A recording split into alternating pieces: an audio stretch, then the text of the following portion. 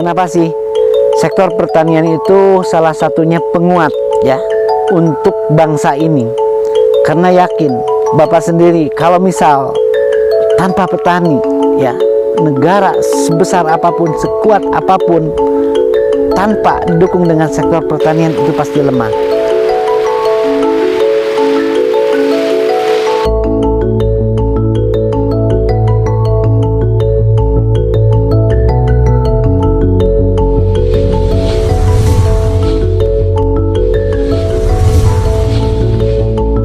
Assalamualaikum warahmatullahi wabarakatuh. Perkenalkan, nama saya Ulus Firmawan dari kelompok Tani Baby Friends Farmer Group Gapoktan Wargi Panggupai yang beralamat di Kampung Gandok, Desa Suntenjaya, Kecamatan Lembang, Kabupaten Bandung Barat, Jawa Barat. Saya sebagai petani sayuran hortikultura. Di sini ada brokoli, ada tomat, ada bunga kol, ada selada, ada lettuce head, dan yang lainnya. Dulu ya kita itu kan dari SD ya udah mulai belajar bertani dengan orang tua. Nah awalnya sih kita lulus SD itu maunya ke SMP ya, tapi karena kemampuan orang tua mungkin saat itu nggak sanggup, jadi kita malah ke kursus menjahit. Setelah lulus menjahit ya, mendingan bertani aja. Dari situ kita tuh bertani lagi dan jual beli lah. Jadi barang-barang yang orang tua panen kita jualin gitu ya. Sampai-sampai di 93 kita itu udah masuk ke pasar induk Kramat Jati. Nah dari situ karena ya komoditasnya buncis ya dulu itu, buncisnya juga sampai-sampai nomor 1 lah di Kramat Jati itu.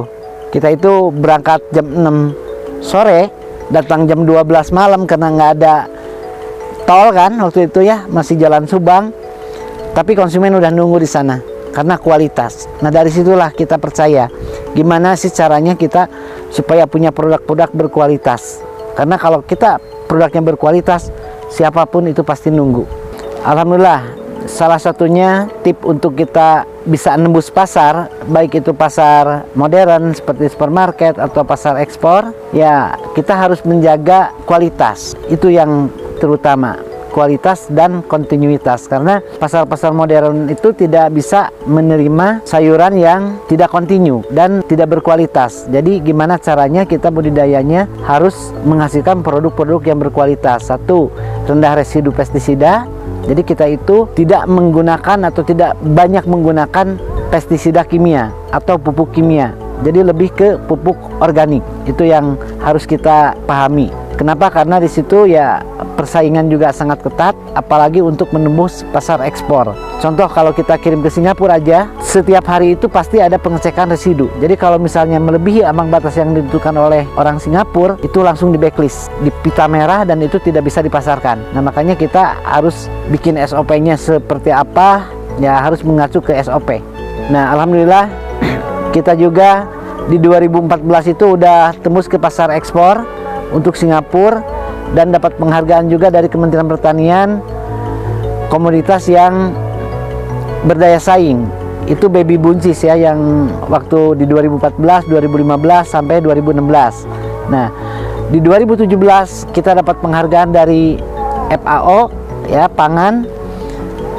Kenapa sih kita dapat penghargaan dari FAO? Karena kita budidayanya yang ramah lingkungan.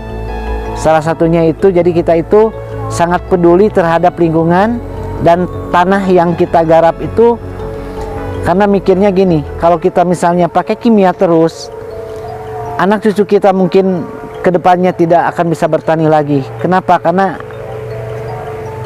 semuanya juga paham dan tahu kalau kebanyakan pakai kimia, otomatis tanah itu nggak subur lagi, malah jadi tandus. Nah kita memberdayakan khususnya petani-petani di anggota Gapoktan dan sekitarnya yang datang ke kebun, kita edukasi dengan pemakaian pupuk organik. Kenapa? Karena kalau pupuk organik itu semakin lama tanah pasti semakin subur, dan insya Allah anak cucu kita juga bisa menikmati lahan kita itu nanti untuk kedepannya makin subur. Seperti itu.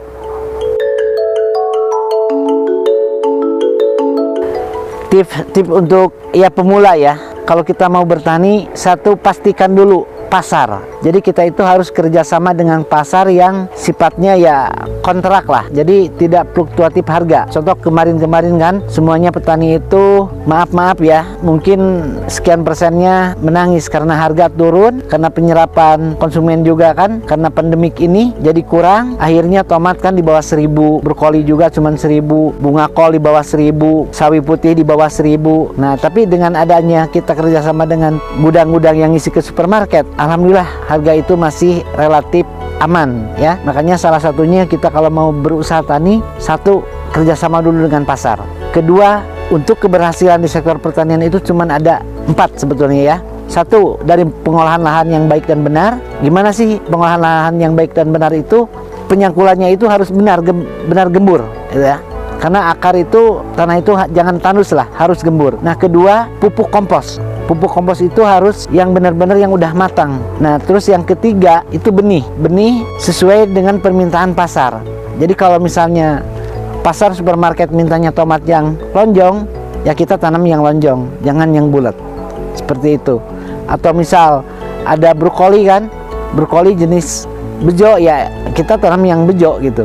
Jadi sesuai dengan permintaan pasar. Dan yang keempatnya yaitu kita pasar yang jelas, pasar yang udah bisa kontrak. Insya Allah dengan adanya 4 ini, insya Allah itu petani maju.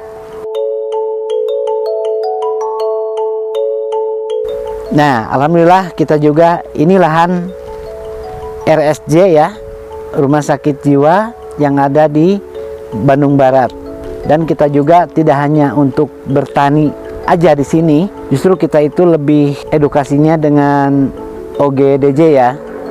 Mereka yang udah sembuh kita tarik untuk diberikan bimbingan atau pelatihan di kebun. Apa sih bertani itu, cara bertani itu seperti apa, dan alhamdulillah mereka mau. Ini ada yang namanya Pak Yanto itu udah mau 1 bulan, Pak Agus udah 2 minggu, Pak Yayan udah 3 minggu. Mereka sangat antusias dan sangat luar biasa.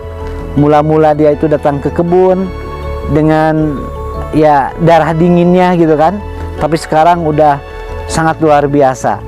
Jadi seperti kita aja sih, bahkan mereka itu semangatnya sampai-sampai mau buka lahan sendiri karena udah merasa percaya diri, tumbuh percaya dirinya, merasa udah mampu untuk bertani. Nah, seperti itu alhamdulillah. Mudah-mudahan doa dari semuanya kita terus, bukan hanya OGDJ aja ya, misalnya orang-orang yang tidak mampu, misal ayo datang ke kebun Waragri namanya ya. Di sini tuh yang di Cisarua itu kebun kampung Walagri, Gapoktan Wargi Panggupai. Pesan untuk petani muda semuanya, ayo kita semangat di pertanian ya. Jadi jangan mikirnya gini, ngapain sih jadi petani, itu kotor, dekil atau gimana ya.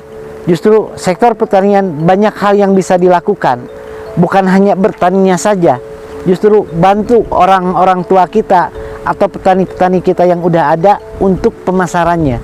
Karena anak-anak muda ini sangat cerdas, apalagi di era digital ya, menuju 4.0 ini ya, anak-anak muda lah yang harus giat untuk memasarkan. Karena persaingan di digital itu nggak mungkin kan. Contoh bapak lah, mungkin ya kurang ya itu untuk di digitalnya ini. Ayo anak-anak muda, ayo bikin startup baru. Dan untuk ekspor juga kan sekarang ini banyaknya ya via website ya itu, atau online. Nah itu coba kembangkan itu, jangan malu, karena ya sektor pertanian sektor yang nggak akan pernah mati. Selama manusia di muka bumi ini hidup, insya Allah sektor pertanian juga itu terus berjalan. Terima kasih sudah menonton video ini. Salam buat semuanya, salam buat petani. Insya Allah petani sejahtera, pertanian Indonesia lebih maju.